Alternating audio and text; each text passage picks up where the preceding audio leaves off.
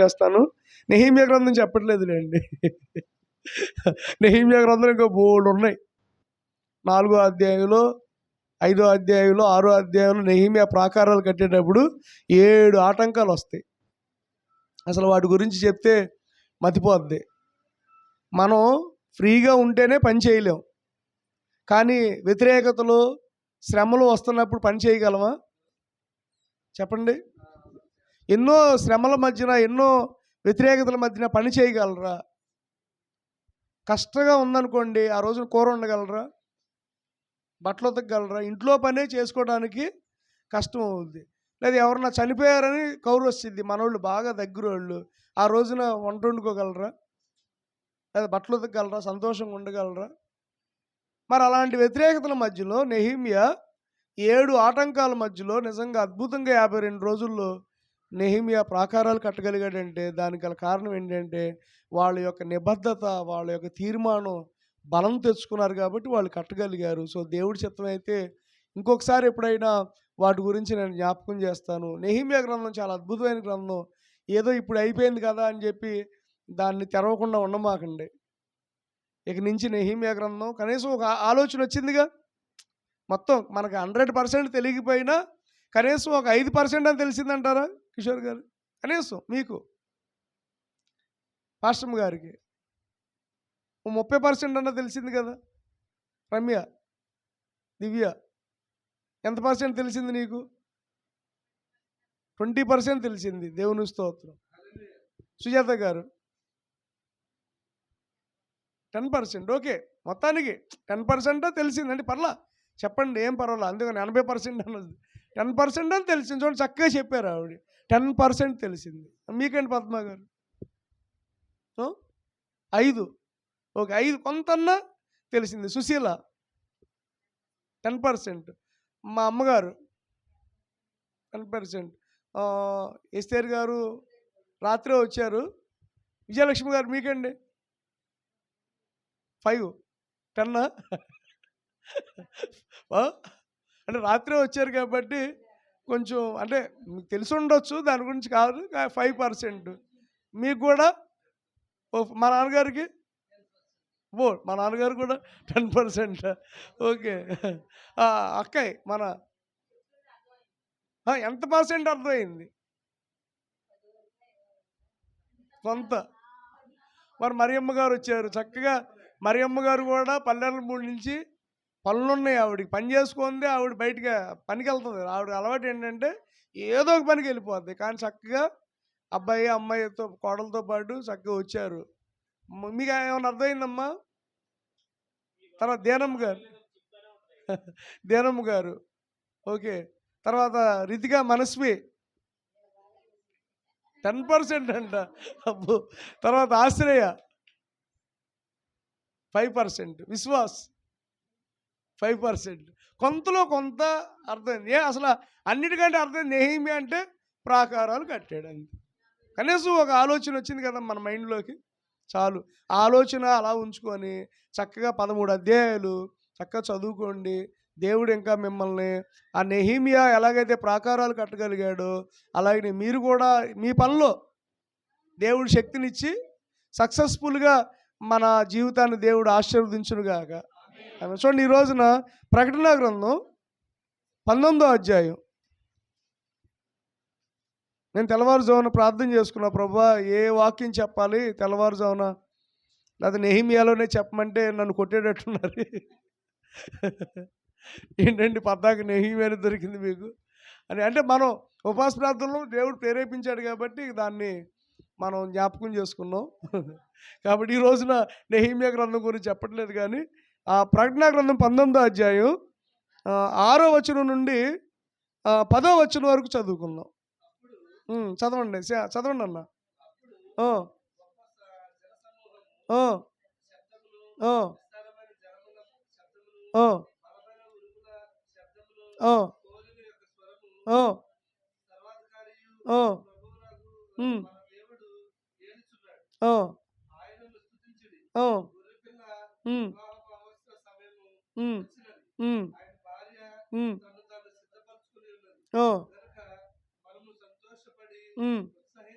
ఉమ్,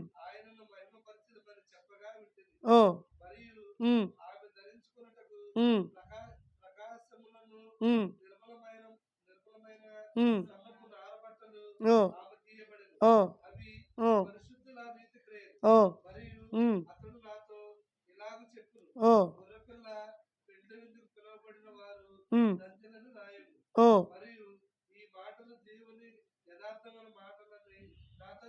ఓ,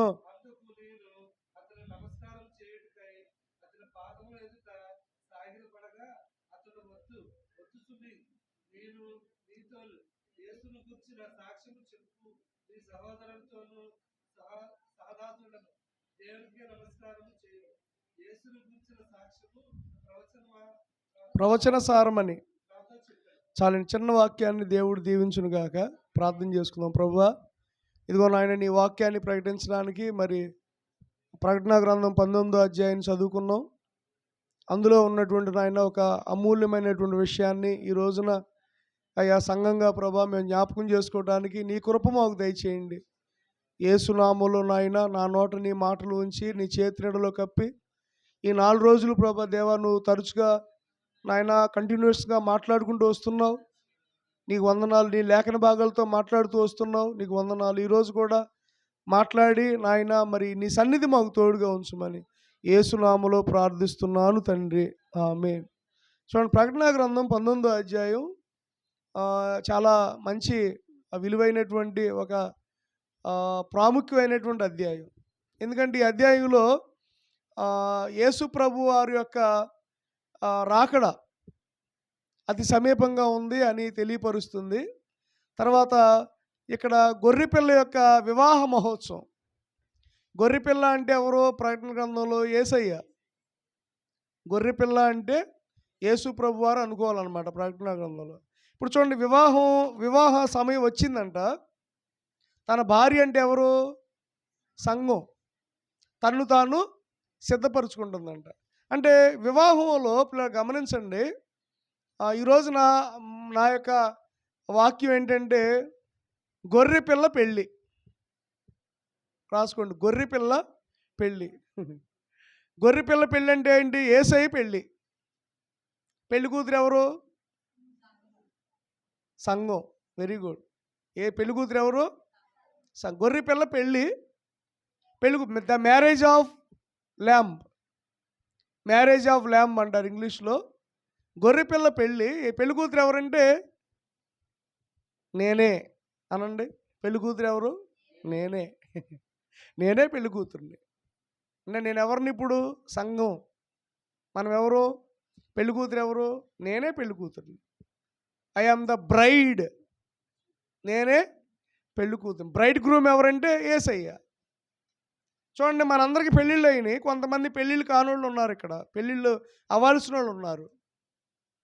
చిన్నపిల్లలు, యూత్ ఉన్నారన్నమాట పెళ్ళిళ్ళు కావాల్సిన వాళ్ళు. యాక్చువల్గా ఈ శుక్రవారం నాడు కూడా పెళ్లి చేసే అవకాశం వచ్చింది. ఆ పెళ్లిలో కూడా చెప్పాలి, కానీ మరి సమయాన్ని బట్టి ఎలా ఉంటుందో తెలియదు. అయితే ఈరోజు నా సంఘానికి కొన్ని ప్రాముఖ్యతలు తెలియపరుస్తున్నాడు కాబట్టి దేవుడు. చూడండి, వివాహం అన్ని విషయంలో ఘనమైంది అన్నాడు కదా. దేవుడికి గొర్రెపిల్ల యొక్క పెళ్ళి ఇది ఎక్కడ జరగబోతుందంటే మధ్యాకాశంలో జరగబోతుంది. ఈ పెళ్ళి ఎక్కడ జరగబోతుంది? ఈ పెళ్లి వేదిక ఏంటి? మనం చూడండి, పెళ్లి వేదికని మనం పెళ్లి పెట్టుకున్నాం అనుకోండి. సపోజు మన అమ్మాయో మన అబ్బాయో పెళ్లి పెట్టుకుంటాం. వేదిక ప్రాముఖ్యమైంది. ఇంటికాడ లేదా చర్చిలోన లేకపోతే ఎక్కడన్నా స్థలాల్లో పెట్టుకోవాలని ముందేం చేస్తాం? వేదికని సిద్ధం చేసుకుంటాం. వేదిక, కళ్యాణ మండపం. ఇప్పుడు చూడండి, కళ్యాణ మండపాలు లక్షల రూపాయల్లో కూడా ఉన్నాయి, వేల రూపాయల్లో కూడా. ఒకప్పుడు మన ఊర్లో కళ్యాణ మండపం 5,000 10,000, ఇప్పుడు 30,000 అంట. 30,000 అంట ఇప్పుడు. ఏసీ కళ్యాణ మండపం 30,000 అంట. అంటే వేదిక. ఇంక ఇది పర్వాలా, ఆతుకూరులో 50,000 1,00,000 దాకా కూడా ఉంది. తర్వాత విజయవాడ వెళ్తే ఇక లక్షలే పెళ్ళికి, అంటే పెళ్లి చేసుకోవడానికి వేదిక. ఒకరోజు ఖర్చు దాదాపు 1,00,000 ఏది జస్ట్ మనం అక్కడ కార్యక్రమం నిర్వహించుకోవడానికి ఆ స్థలానికి మనం ఇవ్వాల్సిన ఖర్చు రూ. 1,00,000. ఆ తర్వాత భోజనాలు ఉంటాయి. తర్వాత పెళ్ళి అనగానే బట్టలు ఉంటాయి. పెళ్ళి అనగానే ఎంతో ఖర్చుతో కూడుకున్నటువంటి పని. గొర్రెపిల్ల పెళ్లి విందు ఎక్కడంటే మధ్యాకాశంలో అంట, మేఘాల మీద. ఎక్కడండి? మేఘాల మీద. ఆమేన్. మీరు మరి ఫ్లైట్ ఎక్కుతారో లేదో నాకు తెలియదు కానీ మేఘాలు మాత్రం ఎక్కుతాం ఒకరోజు. ఆమేన్ చెప్పండి. అదేంటి, కొంతమంది ఫ్లైట్ ఎక్కిన వాళ్ళు ఉన్నారు ఇక్కడ. మా అమ్మ అయితే 4 సార్లు ఎక్కింది. మరి కిషోర్ కూడా ఒకసారి ఎక్కినట్టున్నాడు. 3 సార్లు. అబ్బా చూడండి, 3 సార్లు. అంటే ఇక్కడ ఉన్న వాళ్ళలో అమ్మును కిషోర్ మాత్రమే ఫ్లైట్ ఎక్కారు. మనందరూ ఫ్లైట్ చూసాం. కానీ రేపు మేఘాలు మాత్రం మనందరం ఎక్కుతాం. ఆ వీసా అవసరంలా, డబ్బులు అవసరంలా, పాస్పోర్ట్ అవసరంలా, ఆధార్ కార్డు అవసరంలా, ఎలాంటిది అవసరంలా. ఒక రక్షణ ఉంటే చాలు, మేఘాల మీద మనందరం కూడా ఎక్కి అక్కడ ఉంటాం అనమాట. మేఘాల్లో నిలబడతాం రేపు. మనమే కాదు, చాలామంది యేసుప్రభుని నమ్ముకున్న వాళ్ళందరూ కూడా మేఘాల మీద మనందరం కూడా వేదికగా ఉంటాం అనమాట. అయితే ఇక్కడ జరిగిన విషయం ఏంటంటే, పెళ్ళి అంటే ఇక్కడ గమనించండి, 3 పెళ్ళిలో, యూదుల యొక్క పెళ్ళిలో 3 విధానాలు ఉంటాయంట. యూదుల యొక్క పెళ్ళిలోనంట 3 విధానాలు, అంటే 3 దశలు ఉంటాయంట, స్టెప్స్. 3 స్టెప్పులుగా జరుగుద్ది. యూదుల్లోని పెళ్ళి అంట 3 స్టెప్పులుగా జరుగుద్ది. ఇప్పుడు మన పెళ్ళిళ్ళు ఎలా జరుగుద్ది? పెళ్లి చూపులు జరుగుద్ది, ఆ తర్వాత ఎంగేజ్మెంట్ జరుగుద్ది, ఆ తర్వాత ప్రధానం అని అంటారు, తర్వాత ఎంగేజ్మెంట్ అని, ప్రధానం అని, నిశ్చితార్థం అని అంటారు, ఆ తర్వాత పెళ్లి జరుగుద్ది. పెళ్ళి అయిన తర్వాత ఇంకోటి జరుగుద్ది, అది వెరీ వెరీ ఇంపార్టెంట్. ఎంగేజ్మెంటు, పెళ్ళి, ఆ తర్వాత కార్యం. ఈ పెళ్ళి అనగానే మనకు గుర్తుకొచ్చేయండి ఈ 3. ఇందులో ఏది జరగకపోయినా కానీ అచ్చట ముచ్చట ఉండదు. మనం చాలామందిని పిలుస్తాం పెళ్ళికి, రక్త సంబంధుల్ని, బంధువుల్ని, తెలిసిన వాళ్ళని, అందరినీ పిలుస్తాం. కానీ ఈ పెళ్ళికి ఎవరిని పిలుస్తాడంటే దేవుడు, రక్షణ పొందిన వారికి మాత్రమే ఈ పెళ్ళిలో అవకాశం. కులంతో పని లేదు, మతంతో పని లేదు, డబ్బున్న వాళ్ళు, డబ్బు లేని వాళ్ళు అని కాదు. ఎవరైతే రక్షణ పొందారో వాళ్ళు మాత్రమే ఈ యొక్క పెళ్ళిలో ఉండబోయేటటువంటి గెస్టులు అనమాట. ఈ పెళ్ళిలో ఎవరో రక్షణ పొందిన వారికి మాత్రమే ఈ పెళ్ళిలో ఉండే అవకాశం ఉంటుంది. సో 3 దశలు ఉన్నాయన్నమాట. పెళ్ళి అనగానే ఏంటంటే 3 దశ. మొట్టమొదటి దశ రాసుకోండి, ప్రధానం. మొట్టమొదటి స్టేజ్ ఏంటంటే బెత్రోతల్ అంటారు ఇంగ్లీష్లో. బెత్రోతల్ అంటే బెత్రోతల్ స్టేజ్ అంటారు ఇంగ్లీష్లో. అంటే ప్రధానం అంటే వివాహాన్ని నిశ్చయించుకోవటం. ప్రధానం అంటే ఏంటంటే వివాహాన్ని నిశ్చయించుకోవటం. అంటే అబ్బాయి అమ్మాయిని నిశ్చయించుకుంటాం జరుగుతుంది అన్నమాట. అబ్బాయి అమ్మాయిని నిశ్చయించుకుంటాడు. ఎస్, నేను ఈ అమ్మాయిని చేసుకుంటాను అని అందరి ముందు సాక్ష్యం. నిశ్చితార్థం అంటే ఏంటి? ఎంగేజ్మెంట్ అంటే ఏంటి చెప్పండి? ఎంగేజ్మెంట్ అంటే ఏంటి? పెళ్లి చూపులు వేరు, పెళ్లి చూపులు ఎన్నో జరుగుతాయి, కానీ ఎంగేజ్మెంట్ ఒకటే జరుగుతుంది. పెళ్ళి కూడా ఒకటే, కార్యం కూడా. పెళ్లి చూపులు ఎన్నో జరుగుతాయి, కొన్ని వందలు జరగవచ్చు. ఎందుకంటే వాళ్ళని చూసి అమ్మాయి పొట్టిగా ఉందని, బారుగా ఉందని, లావుగా ఉందని, సన్నగా ఉందని, ముక్కు వంకరగా ఉందని, మెల్లకన్నుగా ఉందని ఎన్నో వంకలు పెడతారు కదా. అబ్బాయి కూడా గెడ్డం ఉందని, మీసాలు ఉన్నాయని, కళ్ళు బాగోలేదని ఎన్నో వంకలు పెడతారు. అంటే పెళ్లి చూపులు అనేక. పెళ్లి చూపులకు అసలు పెళ్లిలోకి రాదు. బైబిల్ పరంగా కూడా పెళ్లి చూపులు అనేవి బైబిల్లో ఉన్న దశలు కాదు. బైబిల్లో ఉన్న దశలు ఏంటంటే మొట్టమొదటిగా ప్రధానం, ఎంగేజ్మెంట్, నిశ్చితార్థం. చూడండి ఒకసారి ఎఫెసీయులకు రాసిన పత్రిక, ఇది అలాగే ఉంచండి. ఎఫెసీయులకు రాసిన పత్రిక మొదటి అధ్యాయం. ఎఫెసీయులకు రాసిన పత్రిక మొదటి అధ్యాయం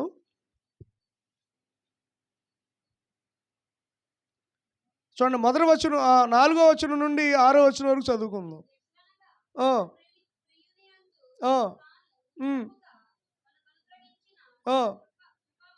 తన కృపా మహిమకు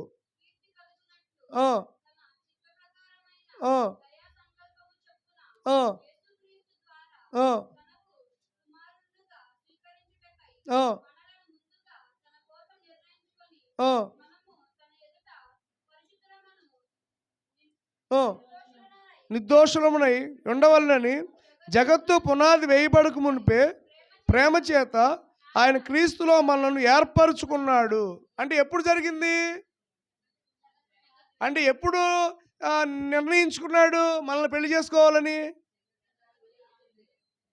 అర్థమవుతుందండి? అసలు అప్పటికింకా ఎవరు పుట్ల, అసలు జగత్తే లేదు. అంటే ఆ సూర్యుడు కానీ, చంద్రుడు కానీ, ఆకాశం కానీ, భూమి కానీ, ఆదాం కానీ, అవ్వ కానీ లేకముందే దేవుడు చూడండి, భవిష్యత్తు జ్ఞానాన్ని ఎరిగిన దేవుడు మన దేవుడు. దేవుని స్తోత్రం.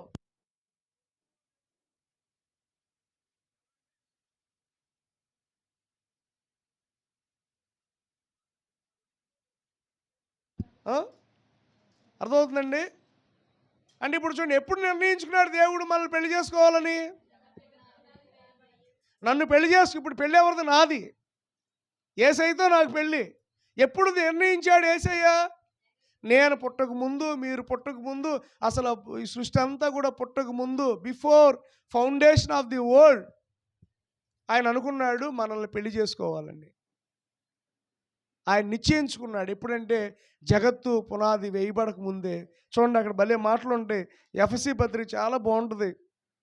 4వ వచనం నుంచి, ఎట్లా అనగా తన ప్రియుని యందు తాను ఉచితముగా అనుగ్రహించిన తన కృపా మహిమకు కీర్తి కలుగునట్లు తన చిత్త ప్రకారమైన దయా సంకల్పము చొప్పున యేసుక్రీస్తు ద్వారా తనకు కుమారులుగా స్వీకరించుకుంటుకై, చూడండి, మనలను ముందుగా తన కోసము నిర్ణయించుకొని. యేసు ప్రభు మనల్ని ముందుగానే నిర్ణయించుకున్నాడు. పలానా శంకరపాల్ అనే వ్యక్తి పలానా సమయంలో సేవకుడు అవ్వాలి అని జగత్ పునాది వేయబడక ముందే నిర్ణయించుకున్నాడు. ఆ నిర్ణయాన్ని బట్టి ఈ రోజున జరుగుతుంది. ఆమె పలానా సీమోన్ అనే ఆయన పలానా టైంలో రక్షణ పొందాలి, పలానా టైంలో మారు మనసు పొందాలి, పలానా టైంలో దేవుని పరిచర్యలో ఉండాలని దేవుడు మనందరినీ నిర్ణయించుకున్నాడు. ఆమె పలానా కిషోర్ కావచ్చు, ఇక్కడున్న మనందరం ఎవరైనా సరే మనందరం ముందుగా నిర్ణయించబడిన వారు. మనల్ని దేవుడు ముందుగానే నిర్ణయించుకున్నాడు, ప్రదానం చేసుకున్నాడు. ముందుగానే జగత్ పునాది వేయబడక ముందే ప్రదానం చేసేసుకున్నాడు. ఎంగేజ్మెంట్ అయిపోయింది. ఎప్పుడైంది ఎంగేజ్మెంటు? అసలు చూడండి, ఇప్పుడు సపోజ్ ఏమంటారు, ఎంగేజ్మెంట్ అయ్యాక కొన్ని 4 రోజులు అయిపోవాలండి పెళ్ళి. ఎందుకంటే మంచిది కాదు. నిజమే, మంచిది కాదు. ఎంగేజ్మెంట్ అయ్యాక ఎప్పుడైనా సరే ఒక 2 నెలలు లోపు వేసుకోండి, అంతేగాని సంవత్సరాల తరబడి ఉంచుకోకూడదు. ఈ లోకం నిజంగా చాలా మంచిది కాదు. కొంతమంది ఏమంటారంటే, లేదంటే అబ్బాయికి చదువు ఉందండి, ఈ లోపల పిల్లని ఎంగేజ్మెంట్ చేసేసుకుందాం, 2 సంవత్సరాల తర్వాత పెళ్లి పెట్టేసుకుందాం అంటారు. అది చాలా తప్పు. లోక సంబంధంగా మనం ఆలోచిస్తే ఎంగేజ్మెంట్ అయినా 4 రోజులకి పెళ్ళి అయిపోవడం మంచిది, ఇద్దరికీ మంచిది. కానీ ఇప్పుడు మన ఎంగేజ్మెంట్ ఎప్పుడైంది? అమ్మో, ఎన్ని సంవత్సరాలు అయిందో. పెళ్ళి ఎప్పుడు అవుతుంది? పెళ్ళి ఇంకెప్పుడు అవుతుందో మనకు తెలియదు. ఇది 2025వ సంవత్సరం కదా. ఒకవేళ ఈ సంవత్సరం దేవుడు వస్తే ఈ సంవత్సరంలో జరుగుద్ది. లేదు, ఈ సంవత్సరంలో రాలేదు, 2030లో వస్తాడు, 40లో వస్తాడు, 50లో వస్తాడు, లేదా 3025లో వస్తాడు, మన ఎవరికి తెలియదు. అప్పుడు జరుగుద్ది మధ్యాకాశంలో పెళ్ళి, అప్పుడు జరుగుద్ది. కానీ తాను మనల్ని నిర్ణయించుకున్నాడంట. ఎంగేజ్మెంట్ అయిపోయింది. చూడండి, 1 కొరింథీ కూడా చూడండి ఒకసారి. అది అలాగే ఉంచి 1 కొరింథీ 2 కొరింథీ 11వ అధ్యాయం 2 కొరింథీ 11వ అధ్యాయం 1వ వచనం నుంచి చదువుకుందాం.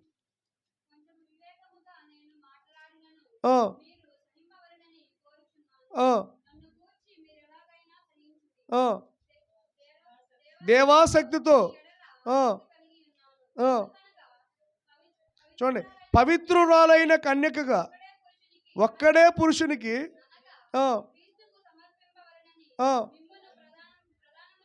చూడండి మిమ్మల్ని ప్రదానం చేసి తిని. చాలండి. చూడండి, దేవుడు ఏమన్నాడంటే, ఎందుకనగా పవిత్రురాలైనటువంటి కన్యకగా. అంటే ఇప్పుడు నేను పెళ్లి కూతుర్ని ఎలా ఉండాలి? కన్యకగా ఉండాలి. అంటే పాపం అనేది నాలో ఉండకూడదు. ఒక స్త్రీ తన కన్యత్వాన్ని పోగొట్టుకుందనుకోండి, అది కరెక్టేనా? అంటే ఒక ప్రదానము చేయబడినటువంటి స్త్రీ తన కన్యత్వాన్ని పోగొట్టుకుందనుకోండి, ఎంత భయంకరమైనటువంటి తీర్పులోనికి వెళ్తుందో.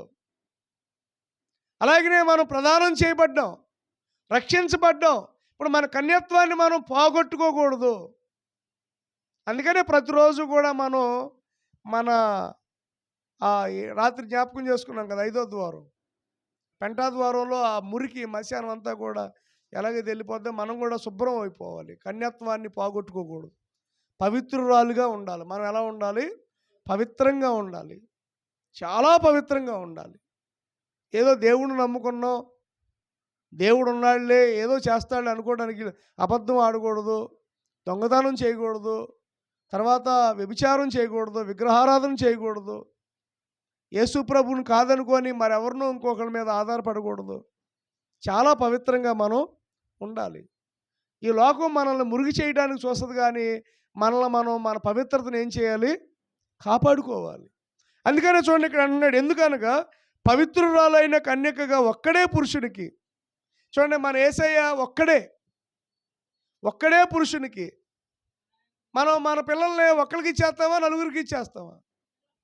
అసలు ఎవరో కూడా అలా కోరుకోరు. ఒకవేళ పరిస్థితులు బాగోపోయినా మన అమ్మాయి జీవితాన్ని చక్కదిద్దడానికి చేసుకుంటాం, కానీ లేదా మన అబ్బాయి జీవితాన్ని బాగు చేసుకోవడానికి చేసుకుంటాం, కానీ మ్యాక్సిమం 100% విడిపోవడానికి మనం సహకరించకూడదు. వాళ్ళు విడిపోవాలి అని విడదీయడానికి ఎవరన్నా రమ్మంటారు కదా మనల్ని, అలాంటి సభల్లో కూడా కూర్చోకూడదంట. ఎందుకంటే యెహోవా జతపరిచిన వారిని వేరు చేయకూడదు. మ్యాక్సిమం 100% అబద్ధవాడో మంచో చెడో వాళ్ళు కలపడానికే ప్రయత్నం చేయాలి, కానీ విడిపోవడానికి మనం ఎప్పుడు కూడా మనం ఇచ్చోపకూడదు. నేను ఒక సాక్ష్యం చెప్తాను. నెల్లూరులో నేను బైబిల్ క్లాస్కి వెళ్ళినప్పుడు అక్కడ ఒక అమ్మాయి, అక్కడ పాస్టర్ గారు వాళ్ళు పిల్లలు విడాకుల కోసం ప్రార్థన చేయమని నన్ను అడిగారు. అంతకుముందు కూడా చెప్పారు 2-3 సార్లు.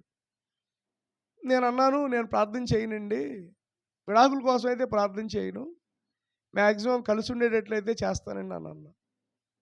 అంటే ఆయన అన్నాడు, కాదయ్య గారు చాలా ఇదిగా ఉంది, మంచోడు కాదు కుర్రోడు, మేము చాలా రకాలుగా ప్రయత్నం చేసాం, లేదండి కొంచెం ప్రార్థన చేయండి అంటే, లేదండి మ్యాక్సిమం నేనైతే కలిసి ఉండేటట్లుగా ప్రార్థన చేస్తానండి అని అన్నాను అనమాట. అన్నప్పుడు మామూలుగా చేసిన తర్వాత పిల్లలు గమనించండి, దేవుడు గొప్ప కార్యం ఏంటంటే, మళ్ళీ నేను బైబిల్ క్లాస్కి వెళ్ళినప్పుడు వాళ్ళు కలిసే వచ్చారు, భార్యాభర్తలు ఇద్దరు. ఆమె నిజంగా అప్పుడు అన్నారన్నమాట, అయ్యగారు ఆ రోజు నేను ప్రార్థన చేయమన్నాను, మీరు చేయనన్నారు, చేయకపోవటం మంచిదైందండి, ఈ రోజున మా అమ్మాయి మా అబ్బాయి చాలా హ్యాపీగా కలిసి ఉంటున్నారని సంతోషపడ్డారు. నేను భరత్ సింగ్ గారికి కూడా చెప్పా ఒకసారి. భరత్ సింగ్ గారి దగ్గరికి ఓ భార్యాభర్తలు ఇద్దరు కూడా విడిపోవాలనుకొని వచ్చారు, గుర్తుందా మీకు? భరత్ సింగ్ గారిని అడిగారంట, అయ్యగారు మేము విడాకులు తీసేసుకుంటాం, మాకు ప్రార్థన చేయమని. ఆయన ఏమల్లా, నాలాగా కూడా అల్లా, సర్లే అమ్మ మీరు బయట కూర్చోండి, నేను 1 గంట సేపు ప్రార్థన చేసుకొస్తాను లోపలికి వెళ్ళారంట. ఈ లోపల ఆ భరత్ సింగ్ గారు లోపల ప్రార్థన చేస్తుంటే కన్నీళ్లు కార్చి బయట వీళ్ళిద్దరూ సమాధాన పడ్డారంట. హల్లెలూయా. సమాధాన పడిపోయి వీళ్ళలో పశ్చాత్తాపం వచ్చి అక్కడ ఆయన అసలు ఏం మాట్లాడాల, కౌన్సిలింగ్ కూడా ఇవ్వాల. సరేనమ్మా మీరు బయట కూర్చోండి, ఒక 1 అవర్ కూర్చోండి, వెయిట్ చేయండి, నేను ప్రార్థన చేస్తానని ప్రార్థన చేసి బయటకు వచ్చేపాటికి వాళ్ళిద్దరు ఎదురుగా వచ్చి, అయ్యగారు మీతో ఒక మాట చెప్పాలన్నారంట. లేదమ్మా నేనే ఒక మాట చెప్తున్నానమ్మా అని అంటే, కాదయ్య గారు ముందు మేము చెప్తా ఉండంటే, సరేనమ్మా ఏంటో చెప్పండి అమ్మా అంటే, అయ్యగారు క్షమించండి, మేము కలిసే ఉంటాం, మా కోసం ప్రార్థన చేయండి అంటే, అప్పుడు ఆయన అన్నాడంట, అవునమ్మా నేను ప్రార్థన చేస్తుంటే మిమ్మల్ని కలిపేటట్లుగానే నన్ను ప్రార్థన చేయమన్నాడు, ఆ విషయమే నేను చెప్దాం అనుకొని వస్తున్నాను అన్నాడంట. స్తోత్రం కలుగును గాక. భార్యాభర్తల మధ్యన అనేకమైనటువంటి సమస్యలు వస్తాయి, కానీ విడిపోవడానికి ఎప్పుడూ కూడా అవకాశం ఇవ్వకూడదు. కష్టమైనా నష్టమైనా చచ్చిపోయే వరకు ఆ భార్యతోనే, చచ్చిపోయే వరకు ఆ భర్తతోనే ఉండాలి. ఆ భర్త కాదని మరలా వేరే ఆలోచనలు ఉండకూడదు. ఆ భార్య కాదని వేరే ఆలోచనలు ఉండకూడదు. ఎందుకంటే మనకి ఒక్కడే భర్త, మనకి ఒక్కటే భార్య, మనకు ఒక్కడే దేవుడు, ఆయనే యేసయ్య. చూడండి ఏమన్నాడు ఇక్కడ, చదవండి. ఒక్కడే పురుషునికి అనగా క్రీస్తుకు సమర్పించవలనని మిమ్మల్ని ప్రదానము చేసి తిని. ప్రదానం అయిపోయింది, ఎంగేజ్మెంట్ అయిపోయింది. ఎంగేజ్మెంట్ అయిపోయింది. ఎక్కడైంది ఎందుకు ఎంగేజ్మెంటు? జగత్పునాది వేయబడక ముందు ఆయన ఆలోచించాడు. ఏది? నేను ఒక భార్యగా ఒక స్త్రీని వివాహం చేసుకోవాలి సంఘాన్ని అని. కానీ ఎక్కడ జరిగింది ఇంతకీ? కళ్యాణ మండపం వేదిక కావాలిగా కాదండి. ఇప్పుడు పెళ్ళికి వేదిక అన్నాను, ఎంగేజ్మెంట్కి కూడా వేదిక కావాలిగా. ఆ వేదిక ఏంటి? కరెక్ట్గా చెప్పిన వారికి మంచి గిఫ్ట్. ఎంగేజ్మెంట్ అయినటువంటి ప్రదానం చేసుకున్నటువంటి వేదిక ఏంటి? మనల్ని యేసయ్య ప్రదానం చేసుకున్నటువంటి వేదిక ఏంటి? వేదిక. అంగీకరించడం వేదిక కాదు కదా. అంగీకరించడం హృదయానికి తెలిసిద్ది, కానీ వేదిక ఏంటి చెప్పండి? ఏమండి? ఏంటండి? వెరీ గుడ్, తప్పట్లు కొట్టండి. సిలువ. బాగా చెప్పారు. 5 స్టార్ చాక్లెట్ ఇస్తానండి వచ్చారు. ఓకే, కరెక్ట్గా చెప్పారు. ఏంటిదండి? సిలువ. అంటే ప్రధాన ఎంగేజ్మెంట్ ఎక్కడైంది మనకి? ఆ సిలువలో అయింది. ఎక్కడైంది? సిలువ. అందుకనే కదా ఇందాక మన వాళ్ళు పాడారు పాటలో, సిలువలో, ఆ సిలువలో, ఆ ఘోర కల్వరిలో మధ్యలో వ్రేలాడిన యేసయ్య. అంటే ఇప్పుడు సంఘం కోసం ఏమిచ్చాడు ఆయన? చూడండి, ఇప్పుడు యాక్చువల్గా బైబిల్ ప్రకారం కట్నం ఇప్పుడు మనం లేడీస్ ఇస్తారు, కానీ బైబిల్ ప్రకారం పురుషుడు ఇవ్వాలి. ధర్మశాస్త్రం ఏం చెప్తుందంటే, ఒక స్త్రీని ఇష్టపడినప్పుడు ఆ ఇష్టపడినటువంటి స్త్రీకి నచ్చినవన్నీ కూడా ఇచ్చి, ఆ స్త్రీకి కొంత అమౌంట్ వాళ్ళ తల్లిదండ్రులకి ఇచ్చి ఆ స్త్రీని అప్పుడు తెచ్చుకోవాలి. ఎలియాజరు కూడా అంతే కదా. రిబ్కాని ఎలా తీసుకొచ్చాడు? కట్నం ఇచ్చి తెచ్చాడు. ఓలినిచ్చాడు. ఓలి అని ఉంటుంది బైబిల్లో. అంటే కట్నం బైబిల్లో ఆడవాళ్ళు ఇవ్వల, మగవాళ్ళు ఇచ్చారు. కానీ దానికి పూర్తిగా మనం కూడా విరుద్ధం అయిపోతున్నాం. క్రైస్తవులు కూడా కట్నాలు, క్రైస్తవులు కూడా కానుకలు. కానీ నిజమైనటువంటి క్రైస్తవుడు కట్నం తీసుకోకూడదు, కట్నం ఇవ్వాలి. ఎందుకంటే బైబిల్ ప్రకారంగా ఏమివ్వాలి? కట్నం ఇచ్చి ఆ అమ్మాయికి ఎంతైతే ఇవ్వాలో అంత ఇచ్చి, బంగారం ఇస్తారు, వెండి ఇస్తారు, లేదా బట్టలు ఇస్తారు, లేకపోతే ఆస్తి ఇస్తారు, ఇచ్చి ఆ అమ్మాయిని మనం వివాహం తెచ్చుకోవాలి. అలా జరిగింది బైబిల్లో. ఓలి కట్టి పెళ్లి చేసుకున్నారు. ఇప్పుడు యేసు ప్రభు వారు పెళ్లి కొడుకు కదా, మరి మనమేం పెళ్లి కూతురం కదా. మన కోసం ఆయన ఏమిచ్చాడు? రక్తాన్ని. ఆయన రక్తాన్ని దారబోసి మనల్ని స్వీకరించాడు. మనల్ని అంటే మన కోసం ఆయన ఏం చేశాడు? తన విలువైనటువంటి పరలోకంలో ఉన్నటువంటి తేజోమహిమనిచ్చి మనల్ని ఆయన కొన్నాడు. అంటే మనల్ని ఆయన స్వీకరించాడు. ఇప్పుడు కట్నం ఏంటి? ఆయన కార్చిన రక్తం. స్తోత్రం కలుగును గాక. హల్లెలూయా. ఆయన రక్తాన్ని కార్చి మనల్ని ఏం చేశాడు? ఎంగేజ్మెంట్ చేసుకున్నాడు. ఇప్పుడు ఎంగేజ్మెంట్ అయిన తర్వాత అమ్మాయి పెళ్లి కోసం ఏం చేయాలి? రెడీ అవ్వాలి. చక్కగా ఎస్తేరు గ్రంథంలో కూడా ఉంటుంది, అది మన అమ్మగారు చెప్పలేదు. 6 నెలలు గోపురస తైలంతోనూ సుగంధ తైలంతోనూ రాజుగారి దగ్గరికి వెళ్ళేటప్పుడు రెడీ అయ్యి మేకప్ అయ్యి వెళ్తుంది. బ్యూటీ పార్లర్ మేకప్ అయ్యి, నేను నా రాజుకి అందంగా కనపడాలని మేకప్ అయ్యి వెళ్తుంది. ఎన్ని నెలలు? 6 నెలలు. వెళ్ళిన తర్వాత రాజుగారు ఆ అమ్మాయిని చూసి ఇష్టపడతాడు. రాజుగారు రాణిగా స్వీకరిస్తాడు. అలాగనే మనం కూడా ఇప్పుడు మనం ఏం చేయాలి? మనం ఇప్పుడు ఎక్కడున్నాం? బ్యూటీ పార్లర్లో ఉన్నాం. బ్యూటీ పార్లర్లు అంటే ఆ చెత్త ఈ చెత్త కాదు, వాక్యం అనే బ్యూటీ పార్లర్. అంటే ఇప్పుడు ఇదేంటి? Beauty parlour. ఈ బ్యూటీ పార్లర్ బ్యూటిస్ట్ ఎవరు? బ్యూటీ పార్లర్లో ఏమంటారమ్మా? ఆ? ఏమో ఆ పేరు నాకు తిరుగుతున్నారు. అవునవును. అంటే ఇప్పుడు అమ్మాయి ఏం చేస్తుంది? పడుకోబెట్టి ఇవన్నీ కూడా కడిగి, నాకు తెలియదు, ఇవన్నీ కూడా కడిగి తుడిచి చక్కగా నీట్గా చేస్తుంది. ఆ అమ్మాయి పనేంటి? ఆ అమ్మాయిని అందంగా. ఇప్పుడు నా పనేంటి? నేనెవరిని ఇప్పుడు? నా పనేంటి? మీ నలుపంతా కూడా తెల్లగా చేయాలి. ఎక్కడైనా వాళ్ళు ఏమన్నా స్పాట్స్ ఉంటే, మచ్చలు కానీ ఏమన్నా ఉంటే వాటిని కనబడకుండా చేయాలి. సో ఇప్పుడు నేను అదనమాట. ఇప్పుడు నా పని ఏంటంటే మిమ్మల్ని అందరినీ కూడా సిద్ధపరుస్తున్నాను అన్నమాట పెళ్లి కోసం. ఎవరి పెళ్ళి? యేసయ్య పెళ్ళి. దేవుని స్తోత్రం కలుగును గాక. కాబట్టి మొట్టమొదటి దశ ఏంటి? ప్రధానం. అంటే ప్రధానం అంటే ఏంటి? అబ్బాయి అమ్మాయిని నిశ్చయించుకోండి. ఇంకోటి రాసుకోండి ఇక్కడ. ఈ ప్రధానం రోజు ఏం జరుగుతుందంటే వారి మనసులు కలుస్తాయి. ఎవరి మనసులు? పెళ్లి కొడుకు పెళ్లి కూతురు మనసులు కలుస్తాయి. పక్కనే కూర్చుంటారు, మాట్లాడుకుంటారు. ఆ తర్వాత నుంచి ఫోన్లో మాట్లాడుకోవచ్చు. ఆ తర్వాత నుంచి వాళ్ళ ఇంటికి ఈయన రావచ్చు, ఈయనింటికి ఆయన వెళ్ళొచ్చు. అవునండి? ఏం కలుస్తాయి? ఇక అప్పటి నుంచి తర్వాత ఇప్పుడు చూడండి, ఇక వాళ్ళ మనసులు కలుస్తాయి. తర్వాత బంధుత్వం కూడా కలుస్తుంది. బంధుత్వాలు కూడా ఒకటైపోతాయి. దీన్నే ప్రదర్శన స్టేజ్ అంటారన్నమాట ఇంగ్లీష్లో. ప్రదర్శన స్టేజ్ అంటారు. అంటే నిశ్చయించుకున్న అమ్మాయిని అబ్బాయి తన ఇంటికి తీసుకెళ్ళాలి. బైబిల్ ప్రకారంగా ఇప్పుడు నిశ్చయం జరుగుద్ది కదా, నిశ్చితార్థం జరుగుద్ది కదా, ఎంగేజ్మెంట్ అవుద్ది కదా. ఇప్పుడు ఈ అమ్మాయిని ఏం చేయాలంటే వాళ్ళ తల్లిదండ్రులకు చూపించాలి. సంసోన్ అలాగే చేశాడు. ఇప్పుడు నేను ఒక అమ్మాయిని ఇష్టపడ్డాను, ఆ అమ్మాయిని కట్నం ఇచ్చి ఓలి ఇచ్చి కొనుక్కున్నాను. ఇప్పుడు ఆ అమ్మాయిని ఎక్కడ తీసుకెళ్ళాలి? ఇప్పుడు ఎలియాజరు రెప్కాని ఎక్కడ తీసుకెళ్ళాడు? అదే పెళ్లి కొడుకాళ్ళ ఇంటికి, అంటే ఇస్సాకాళ్ళ ఇంటికి తీసుకెళ్ళాడు. ఇస్సాకాళ్ళ ఇంటికాడ ఎవరున్నారు? వాళ్ళ నాన్న అమ్మ ఉన్నారు. పొలంలో ఉన్నాడు. ఇస్సాకాళ్ళ అమ్మ నాన్న ఉన్నాడు. అంటే ఇప్పుడు ఆ అమ్మాయిని ఎక్కడ తీసుకెళ్ళాలి?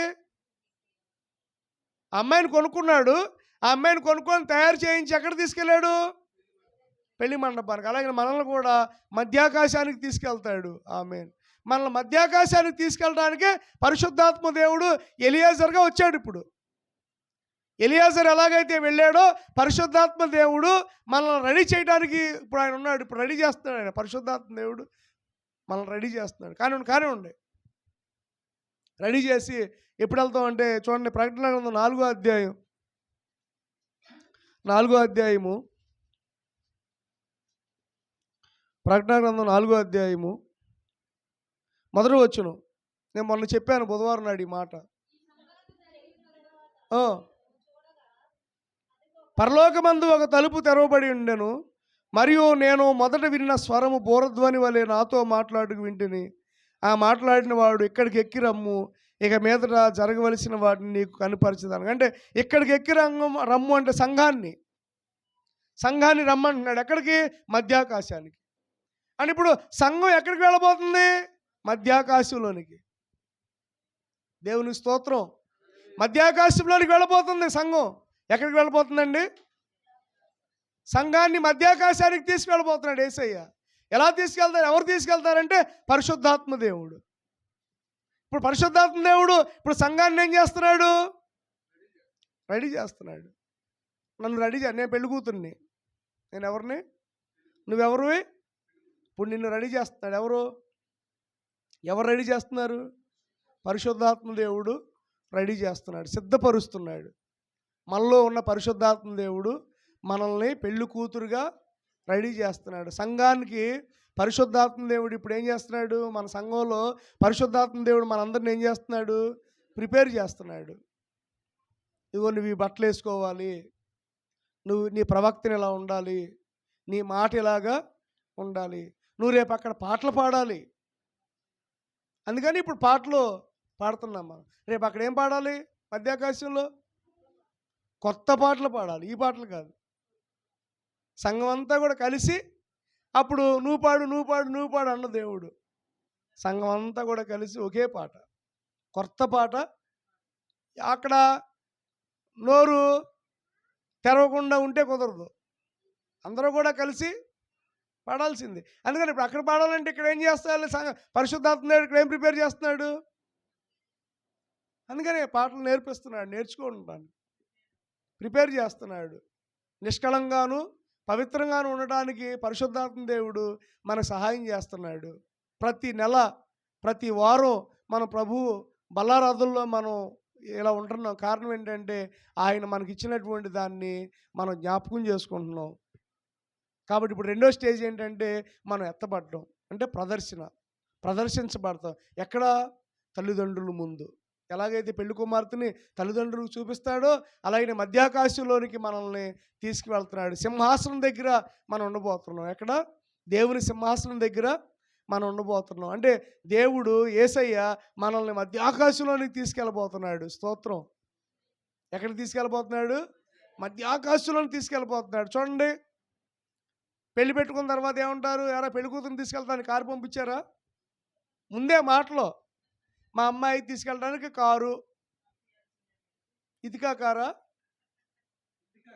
ఇంటికి ఆల్టో కారు కాదు, పెద్ద కారు పంపించాలి, ఇన్నోవా పంపించాలి. ఎవరిని? అమ్మాయిని తీసుకెళ్ళడానికి పెళ్ళికొడుకు ఏం పంపిస్తాడు? అమ్మాయిని తీసుకెళ్ళడానికి మేమైతే లారీలో తీసుకొచ్చాములేండి. మా పాస్టర్ గారు ఆ రోజుల్లో లారీలో తీసుకొచ్చారు. కారు పంపించాలిగా. ఇప్పుడు మరి మన దేవుడు ఏం పంపిస్తాడు? మనల్ని తీసుకెళ్ళడానికి మరి వాహనం ఏది? మేఘాన్ని పంపిస్తాడు. మీరు అనుకోవచ్చు మేఘం మీద ఎలా వెళ్తామని. చూడండి, మేఘం మీద ముగ్గురు వెళ్ళారు. ఎవరు చెప్పండి? వెరీ గుడ్, బా సబాష్. హానోకు, ఏలియా. మనం చూడలేదు. అదే మధ్య ఆ మేఘం మీద కొనుక్కోబడిన వారు ఎవరో ముగ్గురున్నారు. ఏలియా, హానోకు. ఆదికాండం 5వ అధ్యాయంలో హానోకు మరణం చూడకుండా ఆ వాహనం వచ్చింది, చక్కగా ఎక్కి కూర్చున్నాడు, చక్కగా అలాగా దేవుడి దగ్గరికి వెళ్ళిపోయాడు. ఏలియా 2వ రాజుల గ్రంథం 2వ అధ్యాయంలో ఉంటుంది. ఏలియా కూడా మేఘం వచ్చి తీసుకుని వెళ్ళిపోయాడు. ఇంకో ఆయన ఉన్నాడు. వెరీ గుడ్, యేసు ప్రభు. అపోస్తుల కార్యాల 1వ అధ్యాయంలో చూడండి ఒకసారి. అపోస్తుల కార్యాల 1వ అధ్యాయం. అపోస్తుల కార్యాలు 1వ అధ్యాయం.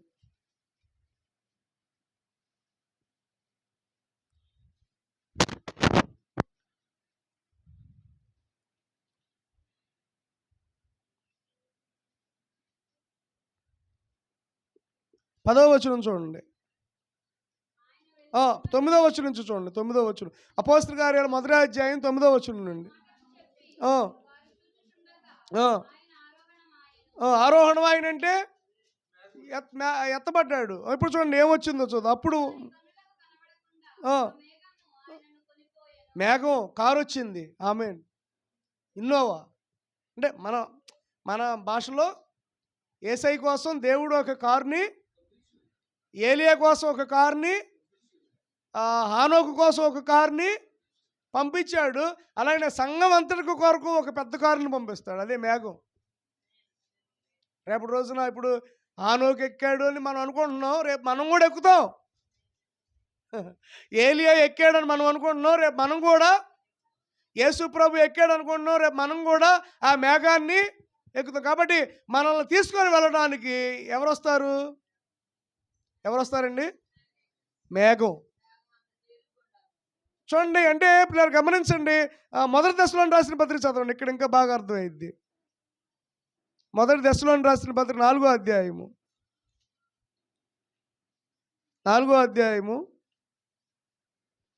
17వ వచనం చదవండి, లేదా 16-17 చదవండి. 1 దశలోని రాసిన పత్రిక 4వ అధ్యాయము చదువమ్మా. ఆర్భాటముతోను ప్రధాన దూత శబ్దముతోను దేవుని బోరుతోను పరలోకము నుండి ప్రభువు దిగివచ్చును. క్రీస్తునందుండి మృతులైన వారు మొదట లెగుస్తారు. ఆ మీదట సజీవులమై నిలిచి ఉన్న మనము వారితో కూడా ఏకముగా ప్రభువును ఎదుర్కొనటానికి ఆకాశ మండలమునకు. చూడండి, మేఘముల మీద. చూడండి, మేఘముల మీద ఫుట్నోట్లో, మేఘములు యందు కొనిపోబడుదుము. కాగా మనము సదాకాలము ప్రభుతో కూడా ఉంటాం కాబట్టి ఇప్పుడు మనల్ని తీసుకెళ్ళడానికి ఏమొస్తుంది? మేఘము. మేఘాలు వస్తాయి. హానోకుని తీసుకెళ్ళడానికి మేఘం వచ్చింది, ఏలియాని తీసుకెళ్ళడానికి మేఘం వచ్చింది, ఏసైని తీసుకెళ్ళడానికి మేఘం వచ్చింది. అలాగే నిన్ను నన్ను తీసుకెళ్ళడానికి మేఘం వస్తుంది. ఆ మేఘాల్లో నేను వద్దు, ఇరుగ్గా ఉంది, నేను ఎక్కడంటే కుదరదు. ఇరుగ్గా ఏమి ఉండదు, మేఘం ఫ్రీగా ఉంటుంది. అందుకని నేను అంటున్నాను, రేపటి రోజున విమానం ఎక్కుతామో లేదో తెలియదు, కానీ నేను కూడా మన ఉపవాస ప్రార్థనలో చేసుకున్న ప్రార్థన ఏంటంటే, అయ్యా ఈ సంవత్సరం విమానం ఎక్కి నీ పరిచయం చేయాలి అంటే నేను అన్నాను కదా 90 ఉన్నాయని, ఆ 90లో ఇది ఒకటి. మీ గురించి కూడా చేశాను కొన్ని నేను చెప్పలే, కానీ నాకు తెలుసు, ఆ వాటిని బట్టి నేను చేశాను. కానీ 90లో ఇది ఒకటి. కానీ నేను విమానం ఎక్కుతానో లేదో తెలియదు, కానీ మేఘాన్ని మాత్రం ఎక్కుతా. అది మాత్రం నాకు నమ్మకం ఉంది. ఆమేన్. అలాగే నువ్వు కూడా విమానం ఎక్కుతావో లేదో తెలియదు, కానీ ఒక రోజున మేఘాన్ని ఎక్కుతావు. ఇప్పుడు మేఘం వచ్చి మనల్ని ఎక్కడ తీసుకెళ్తుంది అంటే, ఇప్పుడు అర్థమవుతుందండి? అర్థమవుతుందా? మేఘం వచ్చి మనల్ని ఎక్కడ తీసుకెళ్తుంది? మధ్యాకాశానికి. అంటే ఇప్పుడు దేనికి? వివాహంలో రెండో స్టేజ్ ఏంటి? ప్రదర్శన. మనల్ని అక్కడ మధ్యాకాశంలో మనల్ని చూపించడానికి. మధ్యాకాశంలో మనకి ఒక గొప్ప విందు. మధ్యాకాశములో ఆ విందు జరిగే ముందేం జరుగుతుందంటే, క్రీస్తు న్యాయపీఠం ఎదుట మనం నిలబడాలి. దేవుడు మనల్ని పరిశీలన చేస్తాడు. మనలో ఉన్నటువంటి ప్రతి బలహీనతని ఆయన జ్ఞాపకం చేస్తాడు. ఆయన మనల్ని అవమానించడం, నిందించడు, కానీ అక్కడ మనకి కొన్ని రివార్డ్స్ వస్తాయి.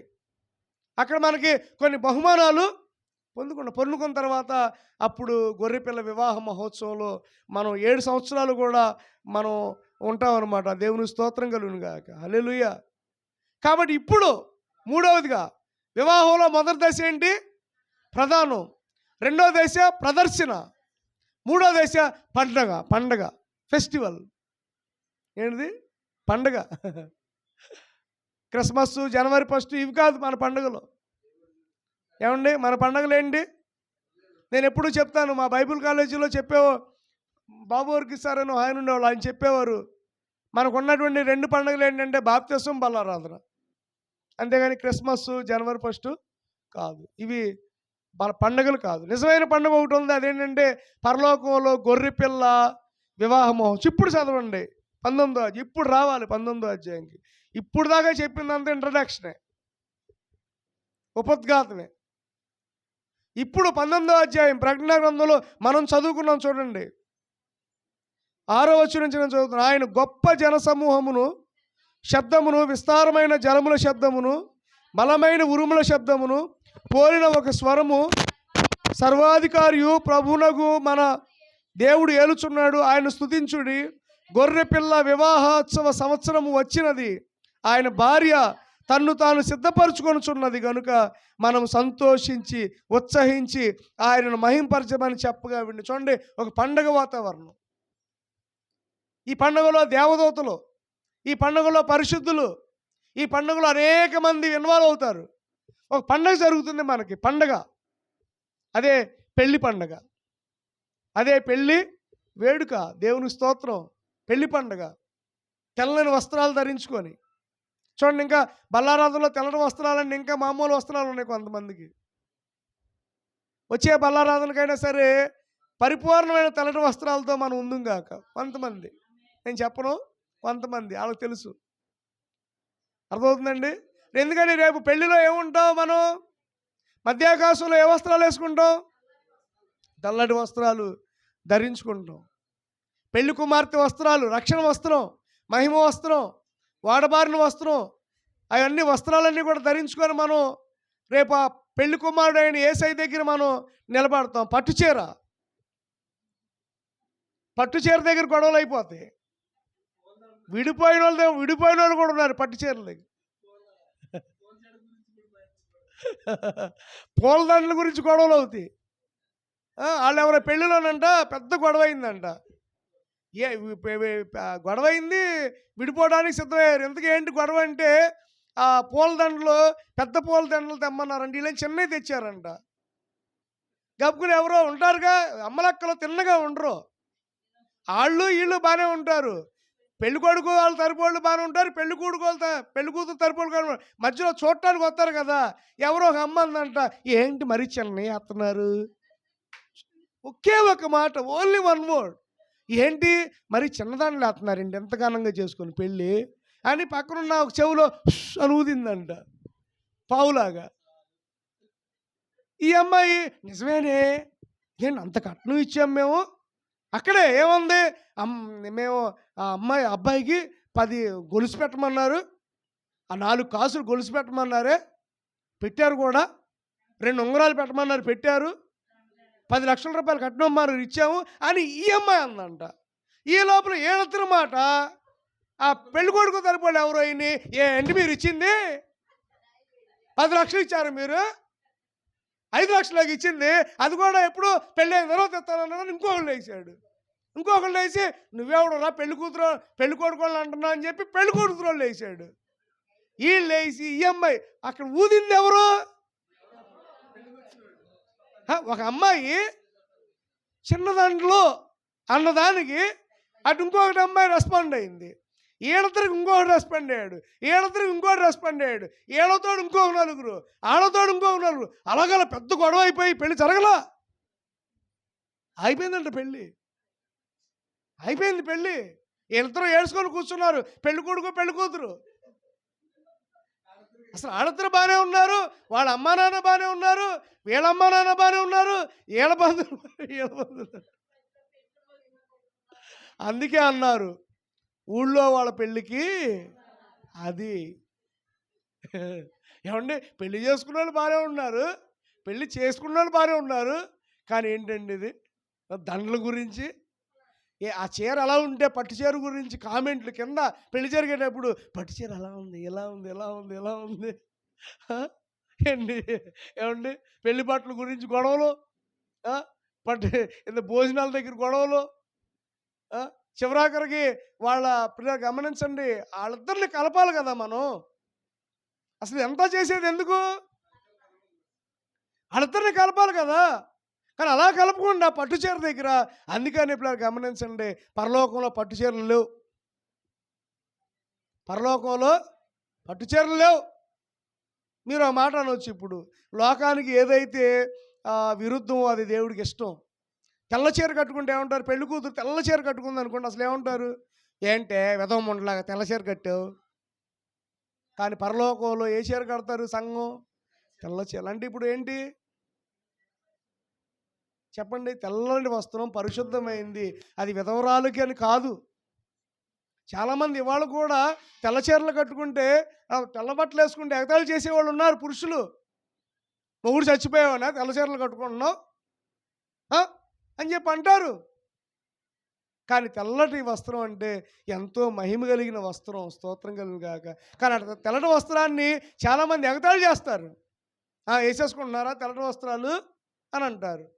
కానీ ఇప్పుడు గమనించండి, రేపు పరలోకంలో వేసుకునే వస్త్రాలు ఏంటి, తెల్లటి వస్త్రాలు. కాబట్టి చూడండి, ఇప్పుడు ప్రకటన గ్రంథం 19వ అధ్యాయంలో ఎలా ఎలా ఎలా జరుగుతుందంట, పండగ వాతావరణం చూడండి. సంతోషించుడి, ఉత్సహించుడి, ఆయనను మహిమపరచదమని చెప్పగా వింటుంది.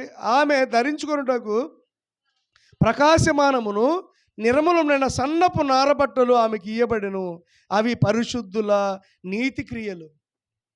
ఆవిడ ధరించుకోవడానికి ఒక వస్త్రాలు ఇచ్చాడు, అవేంటంటే పరిశుద్ధుల నీతి క్రియలు.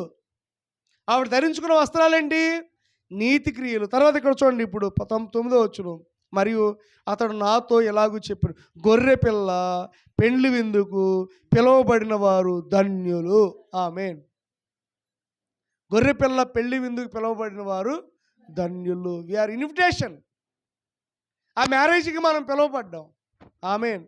గొర్రె పిల్ల పెళ్లి విందుకు పిలువబడిన వారు ధన్యులు. ఎందుకు ఎవరు వీళ్ళంటే కొన్ని ఆలోచనలు ఉన్నాయి.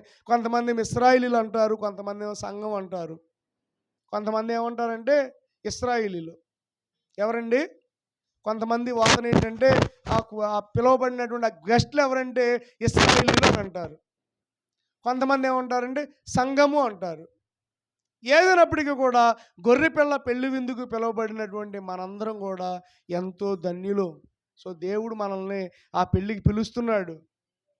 దేవుడు మనల్ని ఆ పెళ్ళికి పిలుస్తున్నాడు. స్తోత్రం కలుగును గాక. హల్లెలూయా. దేవుని నామానికి మహిమ కలుగును గాక. చూడండి, మూడవది ఏంటి? పండగ. అంటే పెళ్లి కుమార్తె ఇంటికి వచ్చాక అత్తగారి ఇంట్లో విందును ఏర్పాటు చేయడం అనమాట. ఇప్పుడు పెళ్లి కుమార్తె అత్తగారింటికి వస్తుంది కదా, ఈ పెళ్లి కొడుకు ఏం ఏర్పాటు చేయాలి? విందు. ఎవరు ఏర్పాటు చేయాలి? పెళ్లి కొడుకే చేయాలి. చేసి ఆ విందులో బంధువుల్ని అందరినీ పిలిచి, ఇదిగో నా భార్య, ఇదిగో నా భార్య, ఈ అమ్మాయిని నేను పెళ్లి చేసుకున్నాను, ఇక నుంచి ఈ అమ్మాయే నా యొక్క భాగస్వామ్యం, ఈ అమ్మాయే నాకు అన్ని, ఈ అమ్మాయే నాకు సర్వస్వం అని సాక్ష్యం చెప్పడానికి. దేవుని స్తోత్రం. హల్లెలూయా. ఇంకో అమ్మాయితో కనబడ్డాడు అనుకో, ఏమైంది? పెళ్ళయింది. మనందరం వెళ్ళామండి, ఒక అతని పెళ్ళికి వెళ్ళాం, ఎవరో ఒక అతని పెళ్ళికి వెళ్ళాం, ఆ అమ్మాయిని పెళ్లి చేసుకున్నాడు, ఆ అమ్మాయిని మనకు తెలుసు, కానీ ఆ అబ్బాయి ఇంకో అమ్మాయితో తిరుగుతున్నాడు. అతని బండి మీద ఇంకో అమ్మాయి ఉంది, ఇద్దరు కలిసి ఇంకొక అమ్మాయితో కూర్చున్నాడు. ఇప్పుడు ఏమని మనం క్వశ్చన్ వేస్తాం? ఇదేంటి, పెళ్లి చేసుకుంది అమ్మాయిని కాదు కదా, ఇదేంటి ఈ అమ్మాయితో ఉంటున్నాడు ఏంటి అని ఎమ్మట వాళ్ళ అమ్మ నాన్నకి, ఏంటి మీ అబ్బాయి ఏంటి ఇంకొక అమ్మాయితో కనబడుతున్నాడు అని అంటే, మాకు తెలియదు అని ఆ కంగారు పడుతూ ఉంటారు కదా. అంటే ఇప్పుడు చూడండి, అంటే ఎందుకు చెప్తానండి ఈ మాట, ఎందుకని విందు చేస్తాడు పెళ్లి కొడుకు అంటే, ఇక ఈ అమ్మాయే, ఇంకొక అమ్మాయిని నేను అంగీకరించను, ఇక నాకు ఈ అమ్మాయే భార్య, నాకు ఈ అమ్మాయే సర్వస్వం, ఈ అమ్మాయే ఈ అబ్బాయే అని చూపించడానికి పెళ్ళి. సాక్ష్యం అందరిలో కూడా, బంధువుల్లో, స్నేహితుల్లో, బంధువుల్లో కూడా సాక్ష్యం. స్తోత్రం కలుగును గాక. అలాగనే రేపు ప్రపంచానికి చూపించబోతున్నాడు దేవుడు, ఈ అమ్మాయే నా భార్య. ఎవరు? సంఘం. సంఘం ఎవరు? నేను ఆయన భార్యనని రేపు పరలోకంలో అందరితో చెబుతూ, నన్ను ఇష్టపడ్డాడు దేవుడు, నన్ను ప్రేమించాడు, నా కోసం ప్రాణం పెట్టాడు, నా కోసం పిల్లలు గమనించండి పరలోకాన్ని ఇచ్చాడు. 3 విషయాలు, 3 పాని అక్షరంతో భలే వచ్చినాయే. నన్ను ప్రేమించాడు, రాసుకోండి, నన్ను ప్రేమించాడు నా ప్రియుడు. నా ప్రియుడు ఏం చేశాడు చెప్పండి? ఇస్సాకు ఏం చేశాడు? పెళ్ళైన తర్వాత ఏం చేశాడు? పెళ్ళికి ముందా పెళ్ళయ్యాక? పెళ్ళికి ముందు ఐ లవ్ యూలు కరెక్ట్ కాదు, పెళ్ళయ్యాక ఐ లవ్ యూలు కరెక్ట్. ఆమేన్. పెళ్ళయ్యాక ఐ లవ్ యూ అని చెప్తే మంచిది, పెళ్ళికి ముందు చెప్పడం కాదు. పెళ్ళయ్యాక ప్రతిరోజు చెప్పుకోవచ్చు, పెళ్ళయ్యాక ప్రతిరోజు 100 సార్లు చెప్పవచ్చు ఐ లవ్ యూ అని భార్యతో. అంటే నన్ను ప్రేమిస్తున్నాడు. అబ్బా, అలాగ ఐ లవ్ యూ చెప్పామనుకోండి, భార్య ఎంత సంతోషపడిద్ది. నేను ప్రేమిస్తున్నాను, ఐ లవ్ యూ అని చెప్పాడు అనుకోండి, అసలు ఆ రోజంతా కూడా ఎంత సంతోషంగా ఉంటుంది. అలాగే దేవుడు జీవాధిపతి నన్ను ప్రేమిస్తున్నాడు. హీ లవ్డ్ మీ. ఆయన నన్ను ప్రేమిస్తున్నాడు, ఆయన నన్ను ప్రేమించాడు. తర్వాత రెండవదిగా, ఆయన నా కోసం ప్రాణం పెట్టాడు. He died for me. నా కోసం ఆయన చనిపోయాడు. ఎవరు? నా కోసం నా ప్రియుడు చచ్చిపోయాడు. అందుకనే నా ప్రియుడే నాకు రక్షకుడు, నా ప్రియుడు నా కోసం చనిపోయాడు, నా ప్రియుడు నా కోసం చనిపోయాడు. రేపు ఇంకెన్నాళ్ళు లేదు, ఇంకొక 40 రోజుల్లో గుడ్ ఫ్రైడే ఉంది. గుడ్ ఫ్రైడే 7 మాటలు కూడా మీకే ఇస్తాను ఈసారి. రేపు ఆదివారం ఇచ్చేస్తా దేవుడి చిత్తం అయితే, ఎందుకంటే బాగా ప్రిపేర్ అవడానికి. ఆ సిలువలో నా ప్రియుడు నా కోసం ఏం చేశాడు? చనిపోయాడు. నా ప్రియుడు నా కోసం చనిపోయాడు. మూడవదిగా, నా ప్రియుడు నాకు పరలోకాన్ని ఇస్తున్నాడు. ఏమిస్తున్నాడు? ఒక పువ్వుకే, ఒక చిన్న కార్డుకే ఫ్లాట్ అయిపోతారు కొంతమంది, కానీ యేసయ్య ఏమిస్తున్నాడు? పరలోకాన్ని ఇస్తున్నాడండి. ఆయన నిత్య జీవాన్ని ఇస్తున్నాడండి మనకి, ఆయన కృపనిస్తున్నాడండి మనకి. దేవుని స్తోత్రం. కాబట్టి ఆ పరలోకాన్ని దేవుడు మనకిస్తున్నాడు. అందుకని నన్ను ప్రేమించాడు, నా కోసం ప్రాణం పెట్టాడు, నాకు పరలోకాన్ని ఇస్తున్నాడు. అందుకని ఇక్కడ అన్నాడు చూడండి, గొర్రె పిల్ల పెండ్లి విందుకు పిలువబడిన ధన్యులు, వారు ధన్యులు. ఈ మాటలు దేవుని యథార్థమైన మాటలని నాతో చెప్పిన అందుకు నేను అతనికి నమస్కారం చేయుటకై అతని పాదములు ఎదురు సాగిలపడగా అతడు, వద్దు సుమి, నేను నీతోనూ యేసును గురించిన సాక్ష్యము చెప్పు, నీ సహోదరుతోను సహదాసు. అంటే అక్కడ ఆ చెప్తున్నటువంటి వ్యక్తికి కాళ్ళకు నమస్కారం చేస్తున్నాడు. వద్దయ్యా, నా కాళ్ళకు నమస్కారం చేయకూడదు. చూడండి ఇక్కడ అన్నాడు, దేవునికే నమస్కారము చెయ్యి. ఎవరికి చేయాలి నమస్కారం? దేవుణ్ణి. అంటే నమస్కారం అంటే ఇక్కడ ఆరాధన. దేవుడికే ఆరాధన చేయి. ఎవరికి చేయాలి ఆరాధన? పాస్టర్కి కాదు. ఎవరికి చేయాలి ఆరాధన? ఈరోజు చాలామంది పాస్టర్ గారు ఆరాధికులు. మా పాస్టర్ గారు, మా పాస్టర్ గారు, మా పాస్టర్ గారు, మా పాస్టర్ గారు, మా పాస్టర్ గారు. నీ పాస్టర్ గారు నీ కోసం ప్రార్థన చేస్తున్నాడు, కానీ ప్రేమించింది ఎవరు? యేసయ్య.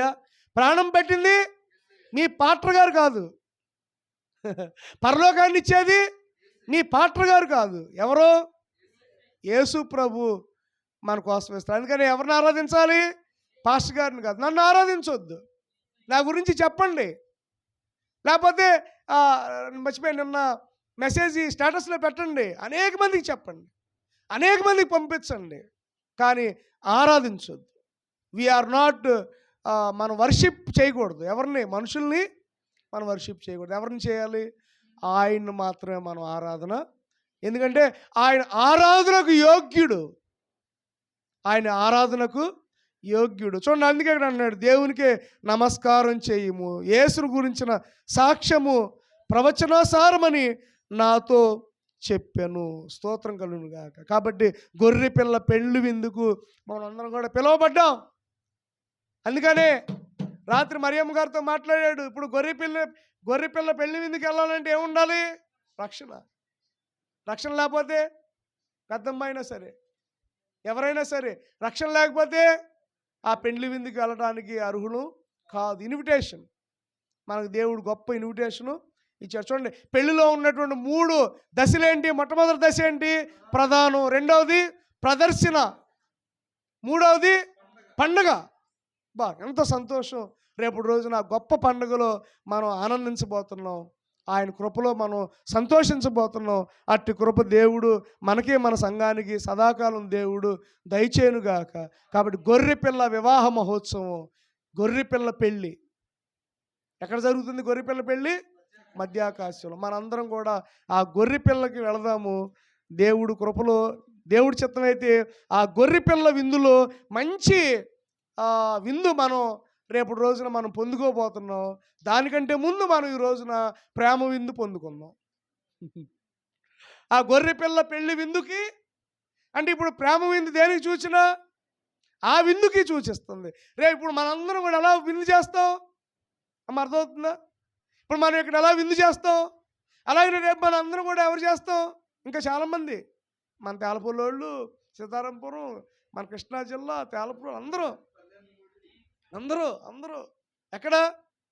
అక్కడ చక్కగా కూర్చుంటాం, మంచి పాటలు పాడతాం, వైట్ షర్ట్లు వేసుకుంటాం, తెల్ల బట్టలు వేసుకుంటాం, హ్యాపీగా ఉంటాం, ఖర్జూర మాటలు పట్టుకొని ఆనందిస్తాం, దేవుని స్తోత్రం చెల్లిస్తాం. అసలు ఎంతో గొప్పగా ఆయన ఆరాధిస్తాం. కాబట్టి మనందరం రేపు రోజున ఆ పెళ్ళికి వెళ్ళాలి. క్షమించండి, పెళ్ళికి వెళ్తాం కాదు, ఆ పెళ్ళిలో పెళ్లి కూతురు ఎవరు? మనమే. మనం లేకపోతే పెళ్ళి అవుతుందా? పెళ్లి కొడుకు వచ్చాడండి, పెళ్లి కూతురు లేకపోతే పెళ్లి కొడుకు ముందే వచ్చేస్తాడు, కానీ పెళ్లి కూతురు తర్వాత వస్తుంది. అదవుతుందండి. పెళ్లి కూతురు పెళ్లి కొడుకు కొరకు ఎదురు చూడాలి. పెళ్లి కొడుకు పెళ్లి కూతురు ఇద్దరు ఒకసారి రారు. పెళ్లి కొడుకు వస్తాడు, కూర్చుంటాడు, ఈ లోపల కొన్ని 2-3 పాటలు పాడతాం. ఆ లోపల చూడండి, పెళ్లి కొడుకు వచ్చేటప్పుడు ఎవరి నుంచో అవసరంలా, కూర్చొనే వచ్చేస్తాడు, మెలకుండా వచ్చి కూర్చుంటాడు, పాస్టర్ గారు ప్రార్థన చేసి తీసుకొస్తాడు. కానీ పెళ్లి కూతురు వచ్చేటప్పుడు పరిశుద్ధ పరిశుద్ధ పరిశుద్ధ ప్రభువా వరదూతలైనాను. నాకైతే ఇక్కడ పెళ్లిలాగా ఉంది. అంటే చూడండి, పెళ్లి కూతురికి ఏమిస్తున్నారు? కలెక్టర్ అవ్వచ్చు, ముఖ్యమంత్రి అవ్వచ్చు. ఆ పెళ్లి కూతురికి ఏం చేయాలి మనం? స్టాండ్. అందరూ నిలబడాలి. నిలబడి ఆ అమ్మాయి ఆ పెళ్లి కూతురు అలా పాస్టర్ గారు తీసుకొస్తుంటే చక్కగా అందరూ నిలబడి పరిశుద్ధ పరిశుద్ధ అని అంటే చూడండి, రెస్పెక్ట్ ఇస్తున్నాం కదా. అంటే ఇప్పుడు చూడండి, దేవుడు రేపు మనకు ఎంత రెస్పెక్ట్ అండి. మనం అలా వస్తుంటే ఎవరు పాడతారు ఇప్పుడు పాటలు? దేవదూతలు. ఎవరు పాడతారండి? దేవదూతలు. ఇప్పుడు మన పెళ్లి కూతురం కదా, మనందరం కూడా అలాగే వెళ్తూ ఉంటుంటే, ఆ వేదిక మీదకి వెళ్తూ ఉంటుంటే, క్రీస్తు సింహాసనం దగ్గరికి వెళ్తూ ఉంటుంటే దేవదూతలు, పరిశుద్ధులు, వేవేల కోట్ల మంది ప్రజలు పాట పాడతారు. మనం ఆయన దగ్గరికి వెళ్ళాలి. ఆమేన్. బా, ఎంత గొప్ప కృప అండి. దేవుని స్తోత్రం కలుగును గాక. ఎంత గొప్ప కృప. పెళ్లి కూతురికి అంత విలువ ఇచ్చాం మనం, నిలబడి పాట పాడుతున్నాం కదా. అలాగే ఇప్పుడు మనకి దేవుడు అంత గౌరవం ఇచ్చాడు. అందుకని పెళ్లి కూతురు గౌరవం. అందుకనే పెళ్లి కొడుకు చూడండి, ఎక్కడ కూడా పెళ్లి కొడుకు వచ్చినప్పుడు ఆ పాట పాడరు. నేను కూడా పాడించును, ప్రార్థన చేసి తీసుకొచ్చి కూర్చోబెట్టేస్తా. కానీ పెళ్లి కూతురు వచ్చేటప్పుడు మాత్రం తప్పనిసరిగా పాడాలి. ఆ పాటే పాడాలి. పాడి చక్కగా పెళ్లి కూతురిని మనం స్టేజ్ మీదకి ఆహ్వానిస్తాం. ఆ తర్వాత ప్రమాణాలు చేస్తాం, అన్నీ చేస్తాం. ఇప్పుడే పెళ్లి మెసేజ్లా ఉంది ఇప్పుడు ఆటో చూస్తుంది ఈ రోజున. మళ్ళీ పెళ్లి చేసుకుంటూ పోయేది మీరు. దేవుని స్తోత్రం. కాబట్టి ఈ వాక్యాన్ని దేవుడు దీవించి ఆశీర్వదించును గాక. అందరూ కూడా ప్రార్థన చేస్తున్నాం, తల్ల వంచండి. అందరూ కూడా ప్రార్థన చేస్తున్నాం, తల్ల వంచండి. ఈ రోజున వాక్యంలో మనం అర్థం చేసుకుంది ఏంటంటే, ఒక రోజున మనకి యేసయ్యకి వివాహం జరగబోతుంది. పరిశుద్ధునితో వివాహం జరగబోతుంది. తండ్రి అయిన దేవుడితో వివాహం జరగబోతుంది. ప్రభు అయిన క్రీస్తుతో వివాహం జరగబోతుంది. కాబట్టి వివాహం ఆయన్ని చేసుకోవాలంటే మనకు అంత అర్హత ఉందా? ఒకవేళ ఏదైనా కల్మషం